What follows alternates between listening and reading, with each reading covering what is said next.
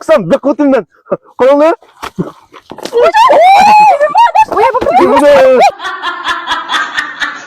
Ey, ya bek yoğun koruma ki sen alay yeni yoğun dikin sen. Hocam, adaş işimi bir tutup ya.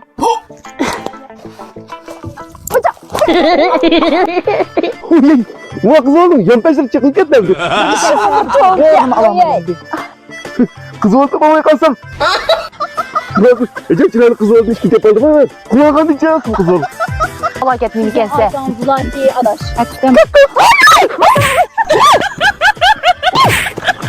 Kim sana da tutmadı? Ecep Eskut'un ne bu?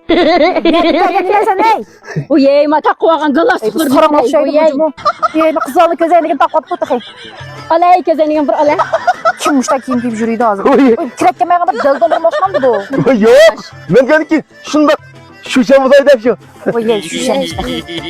Alfazın kuyusun. Hocam hiç kirek kemeye doğan. Kız hep kim var dedim. Sen çıksam bir kutumdan. Kolunu. Ma daldan daldan acak şu atına. Ne vaktin vuruluk var.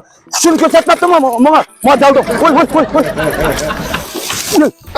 Ece bir dividek sarangını mı gina bu? Ben üç kutsa daldım ne? Ha? Bu gururla bir götürüp geldik. Ben kışım ki sirengen ucunu attım ben. Daldım. Ama şöyle toptan kızar. Sarang neymiş şu atana? Ya ben hadi ya. Üç kilo kap kunak kapı var değil mi? Ma bir sıranın kutlağına kasa ok sıra ne diyeceğim. Şimdiyim. Çaklar harika. Kız valla oynam ki lan. Ne verin? İyi şey şurada böyle ya. Kunak sakla cihik bulma. Tıktım var öyle. Ne bak kirli. Hadi gideceğiz tıkmadan su var. Bu ya bu temkanın vitamin C enerjiye içimlikten yandım bazaq sepke bek yaptırıp kime adaş. Başta yaxşı mı? Ha bekrak yaxşı. Bizim bekişimiz. He böyle mi? O işki saz bir deldi göç birimin okşman bu. Unda o siz oynap kirip tuzun taz kaşlar çıkartmayımız mı? Bunun denki taz kutu kişi yakın yolmaygan kutu sazı şapak birimin okşaydı bu kutu kuruş. Kim tunuydu bu? Maçtımız yaptık. Bu amadek üstünüze. Üstte şamansı hep. Bildirip apırımızdır. Ne lan mısın? Üstün iki dakika. Ne lan mısın? Ne lan mısın? Ne adaş? Dört kese işte ne yapka? Ucuz. İşte yapka. Uzak böyle kızmalık yapı. Ayalı böyle bir kez.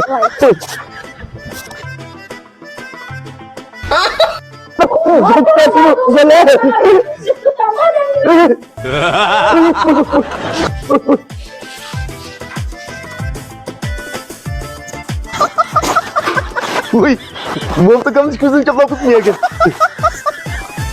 Kardeşler, ben de dikine Qanda gap deganda sizlarni 4-oyning 24-kuniOvat Nayisda o'tkazilgan Zanzan shirkati va Tamkan shirkatining 23-yilligini tabriklash munosabati bilan katta yig'ilish o'tkazmoqchi. Uningcha qatnashgancha Nurg'un Vanxon keldi. Ruzaxun Tudaxun, uniki Arslan TV, Nurg'un Torchalpalar keldi.